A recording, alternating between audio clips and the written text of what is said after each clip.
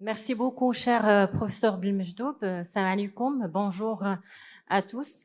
Avant de commencer ma présentation, je tiens à remercier professeur Al-Qiwak et tous les membres du comité d'organisation pour le choix des thématiques et la qualité de l'organisation.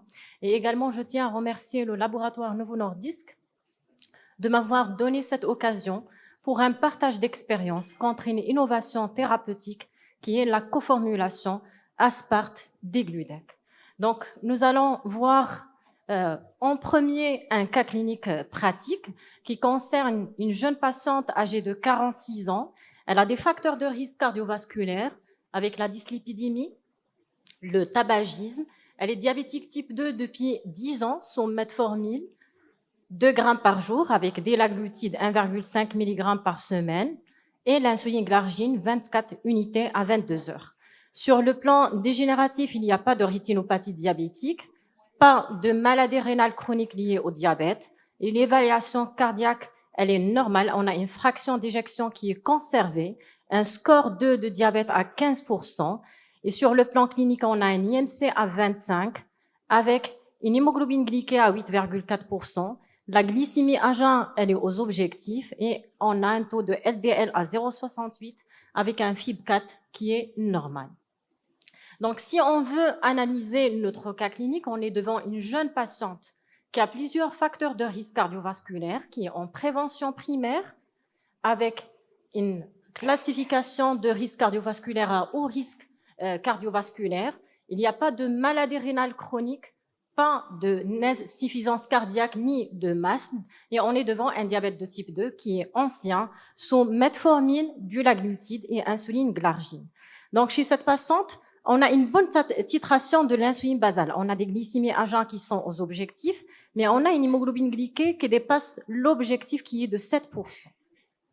Et donc, en pratique, certes, il y a un profil clinique qui répond très bien à une insuline basale, mais on doit garder à l'esprit qu'après 2 ans d'initiation de l'insuline basale, à peu près 70% de nos patients gardent des hémoglobines glyquées qui dépassent les 7%, avec un retard d'initiation et d'intensification plutôt d'insuline d'une moyenne de 3 ans. Donc la question qu'on se pose, quelles sont les différentes situations qui définissent un échec de l'insuline basale? C'est les situations plutôt d'overbasalisation, notamment une dose d'insuline basale qui est supérieure à 0,5 unités par kilo par jour. Si on a des titrations de l'insuline basale qui est limitée par les hypoglycémies, ou bien si on a un problème d'hyperglycémie postprandiale, ou si on a la différence entre la glycémie au coucher et la glycémie à jeun qui dépasse les 0,5. Et donc, un message très important, il faut savoir que dès que la dose de l'insuline basale dépasse les 0,5 unités par kilo par jour, l'effet sur l'hémoglobine A1C est significativement diminué et on a une prise pondérale moyenne de l'ordre de 1,8% avec un effet de réduction de la glycémie qui est diminué. Et donc, si on revient à notre cas clinique, notre patiente, elle a une hémoglobine glyquée qui est à 8,4%. Et donc, surtout, on a un problème d'hyperglycémie postprandiale, en plus de la glycémie à jeun. Et comme vous le savez, la glycémie postprandiale est un facteur de risque important de plusieurs comorbidités, à savoir une augmentation de l'IDM de 40%, une augmentation de risque de rétinopathie de 5 fois, avec une augmentation de la mortalité liée au diabète de 30%. Et donc, si on revient à notre cas clinique, on a des glycémies à jeun qui sont aux objectifs et donc on a un problème d'hyperglycémie postprandiale. Et donc, chez cette patiente, nous allons fixer un objectif de 7%. Et comme vous le savez, on a toujours l'individualisation des objectifs comme objectif primordial. Et donc, chez notre patiente, on va fixer, selon les recommandations de l'ADA 2025, un objectif qui est inférieur à 7%, c'est-à-dire des glycémies préprandiales entre 0,80 et 1,30 g et des glycémies postprandiales inférieures à 1,80 g. Bien sûr, chez tout patient qui présente un déséquilibre, il va falloir éliminer les causes qui expliquent ce déséquilibre, chose qu'on a fait chez notre patiente. Et donc, on a demandé un cycle glycémique chez cette patiente qui est objectif des glycémies à jeun qui sont aux objectifs, avec un delta glycémique postprandial de petit déjeuner qui est augmenté, et les autres delta glycémiques, ils sont corrects. Et donc, on a surtout un problème d'hyperglycémie postprandiale au petit déjeuner qui est objectivé chez cette patiente.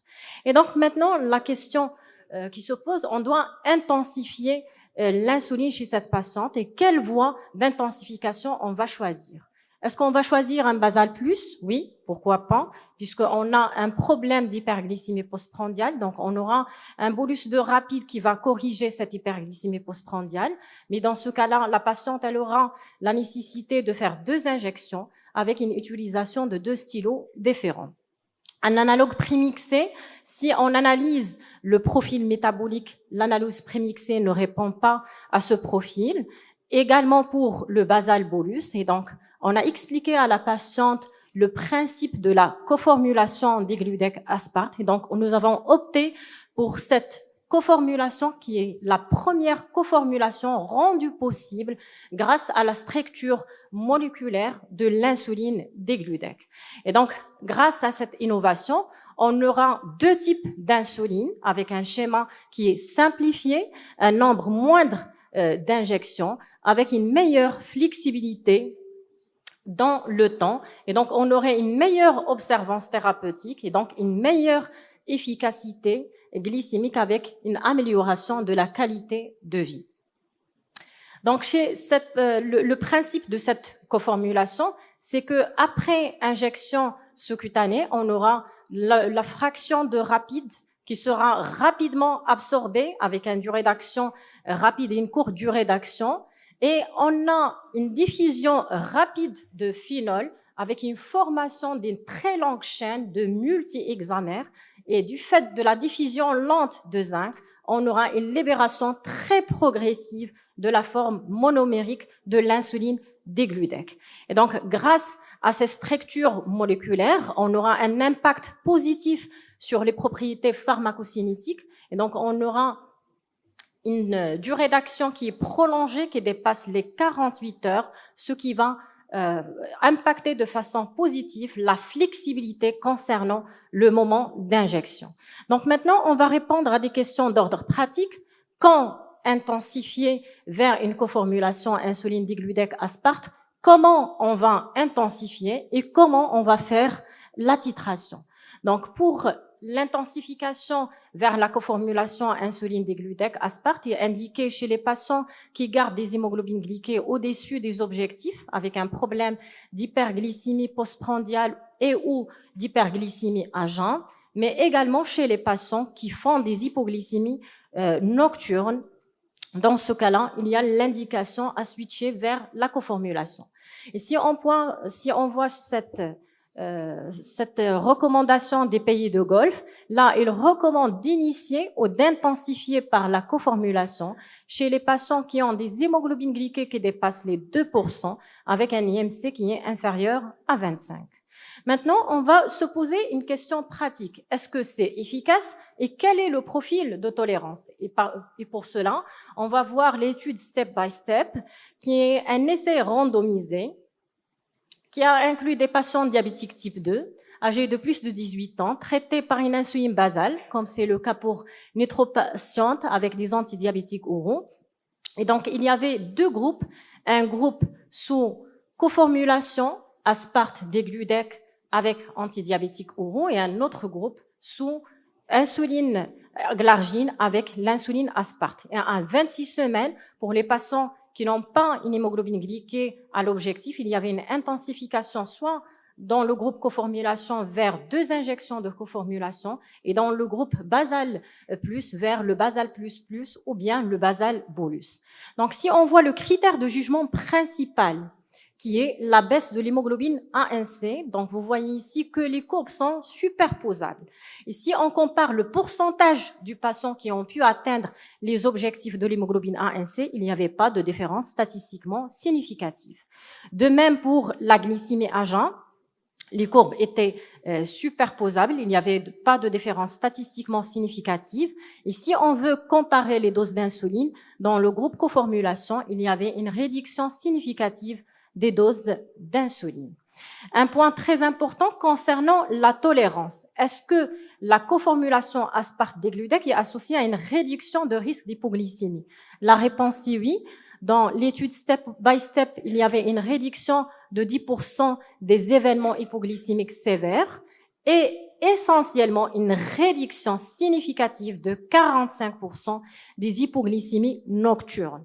Et on sait très bien la gravité de ces hypoglycémies nocturnes et qui est représentée par le Didi-Mbed syndrome qui survient chez des patients diabétiques type 1 sans signe annonciateur. Et donc, suite à un état d'hyperinsulinisme, on aura une hypoglycémie. Et si on a une neuropathie végétative avec une prédisposition génétique, notamment au niveau des transporteurs K+, ATP, donc il y aurait des troubles de rythme mortels et donc la survenue d'une mort subite. Donc en plus de l'augmentation de la mortalité cardiovasculaire et des troubles de rythme, il y a une augmentation de risque d'EDM avec les hypoglycémies répétées, une augmentation de risque d'insuffisance cardiaque, mais également une augmentation de risque fracturaire, sans oublier les effets sur le plan cognitif avec une augmentation de risque de démence. Un point très important qu'on ne doit pas négliger, c'est l'altération de la qualité de vie. Donc, ça a été démontré, les hypoglycémies répétées altèrent de façon significative la qualité de vie de nos patients. Et donc, si on veut récapituler, l'étude step by step a démontré l'efficacité de la coformulation aspart-degludec par rapport à un schéma basal plus, voire à un schéma basal bolus, avec une réduction similaire de l'hémoglobine A1C, une dose quotidienne d'insuline qui est significativement inférieure, avec une réduction significative des hypoglycémies nocturnes. Qu'en est-il des études de vraie vie? Est-ce que les données qu'on a trouvées dans l'étude step by step a été démontrées dans l'étude de vraie vie? Oui, la réponse est oui. On va voir l'étude HORIZE qui a inclus un profil diversifié de patients diabétiques type 2 qui sont traités soit par des antidiabétiques oraux, par insuline basale avec antidiabétiques oraux, par basal bolus ou par insuline avec un agoniste de GLP-1. Et donc les raisons de switch vers la coformulation aspart-degludec étaient en tête de la liste amélioration des contrôles glycémiques, la réduction des hypoglycémies, la flexibilité d'administration et la réduction du nombre d'injections. Et donc, si on veut voir les résultats, donc le switch vers la coformulation était associé à une réduction significative de l'hémoglobine A1C avec une réduction moyenne de 1,4%. Et si on veut analyser les données concernant le profil de tolérance, la coformulation était associée à une réduction des événements hypoglycémiques non sévères, mais également à une disparition presque des hypoglycémies sévères après le switch d'une insuline basale vers la coformulation, mais quand même le risque existe. Donc, pour conclure concernant l'étude HORIZE, on a une réduction significative de l'hémoglobine A1C, une réduction significative de la glycémie à jeun et du poids, avec des doses qui sont moins importantes par rapport aux autres schémas, basal plus et basal bolus, et on a une réduction des événements hypoglycémiques. Donc maintenant, comment on va intensifier? Si on revient à notre cas clinique, c'était une patiente qui était sous insuline basale avec du laglutide et metformine. Et donc, comment on va switcher vers la coformulation? Ce qui est recommandé, c'est dose pour dose, sauf pour les patients qui font des hypoglycémies ou bien les patients qui sont sous glargine 300. Là, il va falloir réduire la dose de 20%. Bien sûr, le moment de l'injection doit être réalisée au moment des repas le plus riches en hydrates de carbone. Et pour les autres profils patients, notamment les patients qui sont sous 2 injections d'insuline basale ou bien sous 2 injections d'insuline prémixée, le switch se fait dose pour dose. Et pour les patients qui sont sous basal bolus, on garde la dose de la basale et on la switch vers la coformulation. Comment on va titrer? La titration, elle est simple. On a vu que la degludec, elle a une durée d'action qui est très prolongée. Et donc, la titration de la coformulation, elle se fait en se basant sur la glycémie à jeun, la plus basse des 3 jours précédents. Et donc, là, on revient à notre patiente. on a fait le switch avec la titration, on est arrivé à 28 unités avant le petit déjeuner. Et donc, on a l'évolution à 3 mois, on a une hémoglobine glyquée à 7%, à 6 mois, 6,8. Et c'était une patiente qui était très satisfaite, il n'y avait pas d'hypoglycémie, avec une flexibilité d'administration et l'amélioration de la qualité de vie. Et là, je partage avec vous les données CGM de cette patiente. Donc, on a une durée d'activité de capteur qui dépasse 70%. Donc, c'est un CGM qui est valide. Presque pas d'hypoglycémie. On a un tir à 84% et un indicateur de gestion de glycémie à 6,8% et un indice de variabilité glycémique qui est inférieur à 32%. Et donc, comme vous le savez, les objectifs de tir doivent être individualisés en fonction des profils patients. Et donc, chez notre patiente, on a fixé un tir qui est supérieur à 70%, avec un temps passé en hyperglycémie supérieur à 1,80 g, inférieur à 25%, et un temps passé en hypoglycémie inférieur à 5%. Toujours, un message très important qu'on doit expliquer aux patients, c'est la flexibilité d'administration. Donc, s'il y a un repas festif, la patiente, elle peut décaler l'injection. Et concernant la gestion des antidiabétiques oraux, là, pour la metformine, bien sûr, on garde la metformine pour améliorer l'insulinosensibilité. Pour les sulfamides, on réduit la dose de 50%, puis on fait la titration. Dès qu'on passe à 2 injections, bien sûr, on doit arrêter les sulfamides.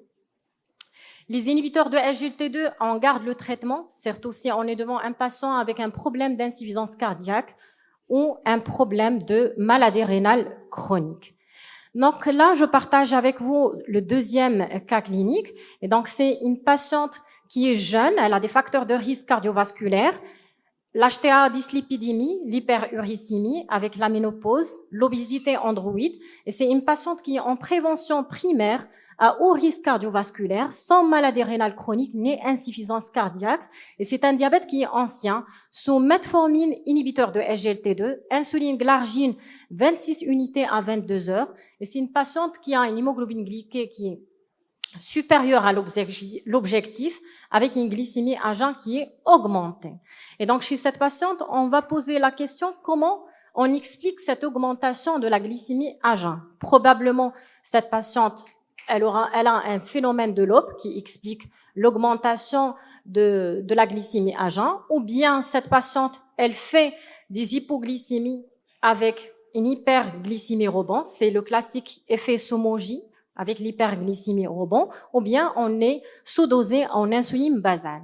Et donc, pour détecter la problématique de cette hyperglycémie à jeun, on a demandé la glycémie vers 3 heures, puisque cette patiente ne pouvait pas se permettre un CGM. Et donc, on a objectivé une hypoglycémie nocturne à 0,56 avec une hyperglycémie matinale. Et donc, elle fait un effet Somogy avec hyperglycémie rebond et avec un delta glycémique de petit déjeuner qui est augmenté. Et donc, chez cette patiente, la raison de switch était de réduire les hypoglycémies nocturnes. Et donc, si on a une titration qui est limitée par l'hypoglycémie, il va falloir penser à une intensification de l'insuline. Et donc, je vais partager rapidement les résultats de ce troisième cas clinique. C'est un patient de 45 ans, diabétique type 2 depuis 8 ans, sous bithérapie, metformine inhibiteur de la DPP4. C'est un diabète non compliqué, fond d'œil normal. Et c'est un patient qui a consulté pour l'aggravation d'un syndrome polyuropolydipsique avec l'amaigrissement, avec une hémoglobine glyquée à 11,9% et des glycémies à jeun qui est à 3 grammes. Et donc, chez ce patient, on a initié la coformulation à raison de 12 unités avant le déjeuner. Et là, je partage avec vous l'évolution de l'hémoglobine A1C. Donc, on est passé de 11,9% à 6,6%. Et donc, pour conclure, la coformulation est un concept innovant qui répond aux besoins des praticiens et des patients. On a l'efficacité, la sécurité, la simplicité et la flexibilité, sans oublier bien sûr la couverture optimale. C'est efficace puisqu'il agit sur la glycémie à jeun et la glycémie postprandiale. On a une moindre variabilité glycémique une réduction significative des hypoglycémies nocturnes avec une durée d'action prolongée des composants d'Egludex qui dépasse les 48 heures. Et donc, on aura une flexibilité d'administration, bien sûr, avec un nombre moindre d'injections. Et je vous remercie et je suis là pour les questions.